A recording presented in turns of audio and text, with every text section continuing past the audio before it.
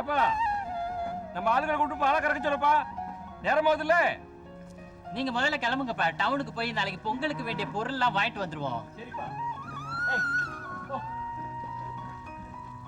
நம்ம மற்ற பிள்ளைங்க எல்லாம் பட்டணத்துல படிச்சு நல்லா வேலை செஞ்சுக்கிட்டு இருக்கிறாங்க. இவன் மட்டும் இப்படி கஷ்டப்பட்டுக்கிட்டு இருக்கிறாங்க. பாக்குறதுக்கே மனசு ரொம்ப கஷ்டமா இருக்குதுங்க. நீ என்ன விளங்காம பேசுற? அவனுக்கு என்ன குறை? அது இல்லைங்க, மாடு வளர்க்கறது ஆடு வளர்க்கறதெல்லாம் ஒரு வேலையா? வயசானவங்களா இருந்தாலும் பரவாயில்ல, இவன் இலை ரத்தம். எத்தனை நாளைக்கு இந்த நிலத்திலேயே முடங்கி கிடப்பான்? அவனோட எதிர்காலம் என்ன ஆவறது? இத்தனை நாளா நீ இப்படியே நினைச்சுக்கிட்டு இருக்க? ஆமாங்க, எனக்கு எப்பவும் இதே நினைப்பு தான்.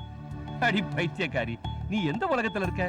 அரசாங்கமே இந்த மாதிரி இளைஞர்களுக்கு ஆதரவு கொடுத்து அவங்களுக்கு விவசாயத்தை முறையா எப்படி செய்யணுன்றதையும் கத்து கொடுத்து அவங்களுக்கு ஊக்கமும் கொடுக்குது. நீ என்னடான்னா அவன் எதிர்காலத்தை பத்தி பயப்படுற. சரியா போச்சு போ. என்னங்க சொல்றீங்க? அம்மா, எதிர்காலமே இல்லாத ஒரு துறையை நான் தேர்ந்தெடுக்கல. இன்னைய தேதியில எத்தனை பட்டதாரிங்க இந்த விவசாய துறைக்கு வந்துகிட்டு இருக்காங்க தெரியுமா? இந்த துறையில அவ்வளவு லாபம் இருக்கு, நல்ல எதிர்காலமும் இருக்கு. அவ்வளவு ஏமா நம்ம பிரதமர் கூட இந்த துறையோட முக்கியத்துவத்தை உணர்ந்து நம்ம வரவு செலவு திட்டத்திலேயே அதை அறிவிச்சிருக்காருன்னா பாத்துக்குங்களேன். அப்படியாப்பா?